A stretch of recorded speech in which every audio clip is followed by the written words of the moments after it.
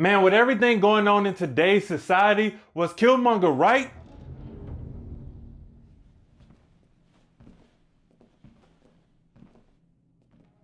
It's about 2 billion people all over the world that looks like us, but their lives are a lot harder. Wakanda has the tools to liberate them all. And vibranium, your weapons. Our weapons will not be used to wage war on the world.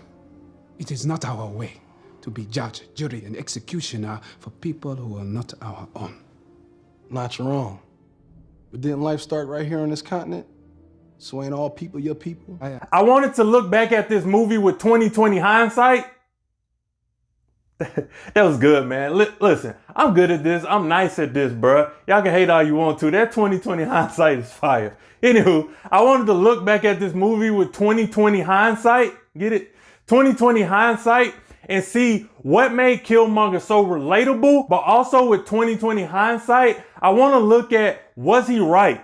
Now, I know that this topic of was Killmonger right was discussed heavily and often in 2018. Now that we're a few years removed from the movie, I wanted to look at it through the lens of today. With everything that's going on in society, I think that this movie and these actions are worth reviewing. Now, I've watched Black Panther several times, but this was my first time watching it to analyze it, and I noticed some really cool things that I wanted to share with you guys. What's up, guys? I'm Jamal Nolan, back with another episode of Culture Breakdown. If you're new to this channel, be sure to hit the thumbs up, subscribe, and bell notification, because I bring you the why behind the success of the most influential Black people in our culture every single Tuesday. Also, be sure to leave a comment down below. Let your voices be heard, because I do want to know who you guys want me to break down, what topics do you want to see, what book reviews, etc. If it's something that you guys are interested in, it's something I want to break down. So with all that being said, let's jump right into this breakdown.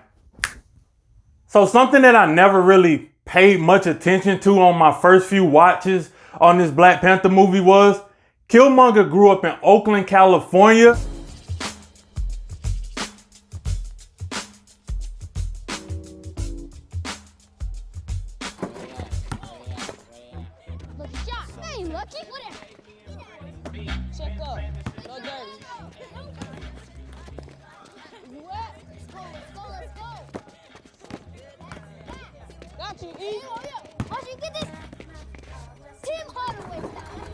And his dad was killed.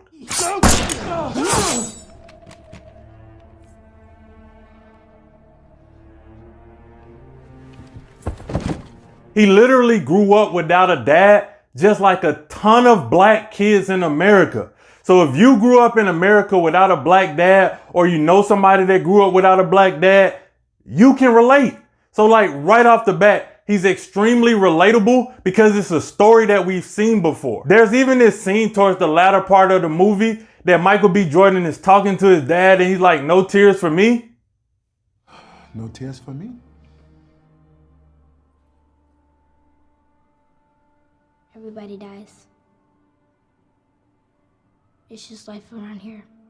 That's a crazy thing to say. Like, that shows you the type of environment that he grew up in, which is something very similar to a lot of young Black men. And it's sad and it's an injustice that goes on far too often. So I think that the movie's director, Ryan Coogler, specifically made this Killmonger's backstory so that more people could relate to it. But also when you see a kid go through that as a young kid and you can see him be so desensitized, you can see how he can evolve into somewhat of a monster, if you will. But I really wouldn't call him a monster. I would more so call him misunderstood. Just like I would call any other Black boy in America. We're all just misunderstood. And quite often we're misrepresented by the media. So the first time you see Michael B. Jordan as an adult, he's in the art museum, and I love this scene. And I'm gonna tell you what I learned about this scene this week. Check it out. Also from Benin, 7th century, Fula tribe, I believe. Nah, I beg your pardon. it was taken by British soldiers in Benin, but it's from Wakanda, and it's made out of vibranium. How you can look at this scene is Michael B. Jordan has grown up to be a well-learned and educated individual. He knows his history, and that shows throughout the movie. He knows all about Wakanda. He knows all about everything, especially when it comes to his black history. Don't trip. I'm gonna take it off your hands for you. These items aren't for sale. How do you think your ancestors got these? You think they paid a fair price? Or did they take it like they took everything else? And so right off the bat, Killmonger shows us the importance of knowing our history. Because what happened is, I'm going to say, anytime I refer to white people in this movie, I'm going to call them colonizer.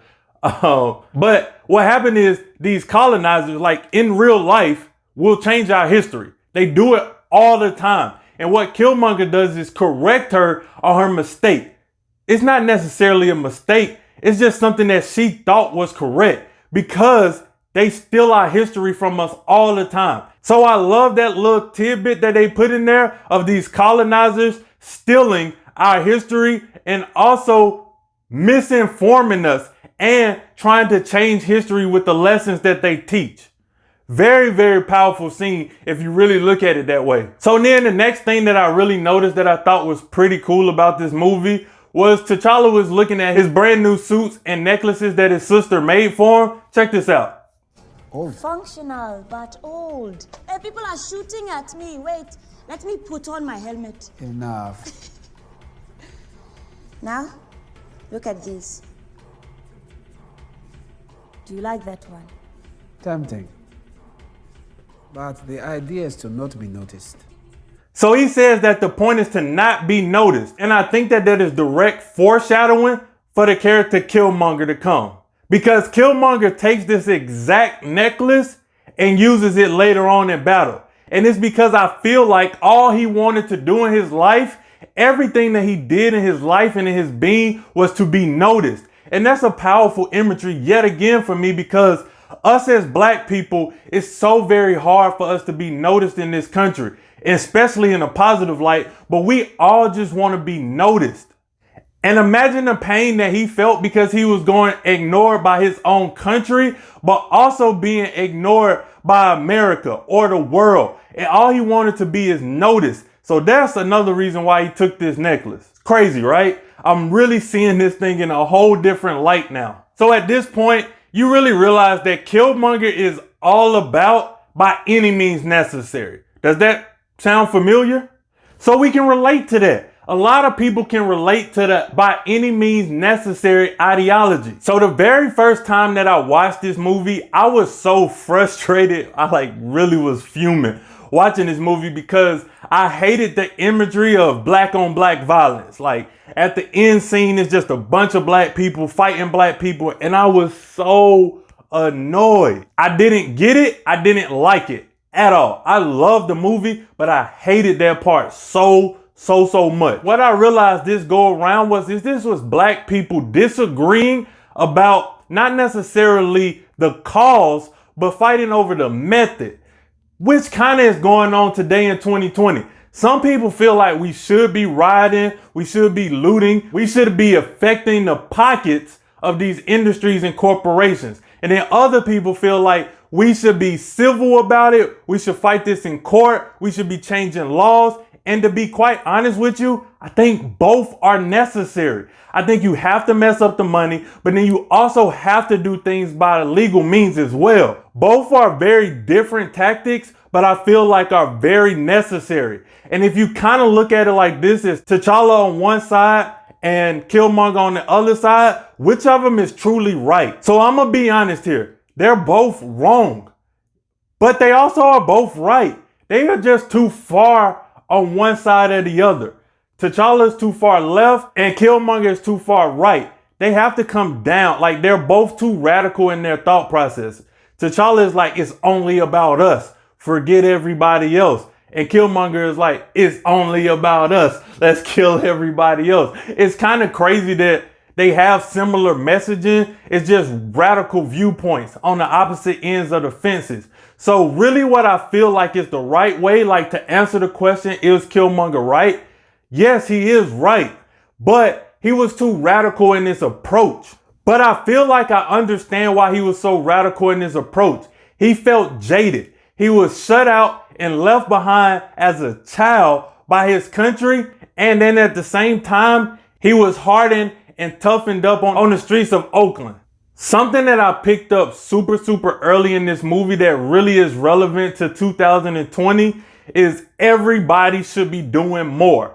We all have to do our parts. Everybody should be doing more. And that's something that this movie really kind of brings you along as you get towards the end. And then obviously I cannot do a Killmonger review without mentioning his very last statements in the movie. Just bury me in the ocean with my ancestors that jumped from the ships. Because they knew death was better than bondage. Obviously, he knows his history, and that quote is so powerful. And I think that's kind of where we are in America right now. We're done. We're over it. Black people are sick and tired of being held back, being held hostage, and being held in bondage by this country. It's time for us to break free and achieve freedom. And it's been far too many people that have had to die for the cause that we have had enough of it. And we are ready to stand up and fight for what's right. But I really wanted to bring this perspective to you guys. So thank you for watching this week's episode of Culture Breakdown. And until next week, I'm out.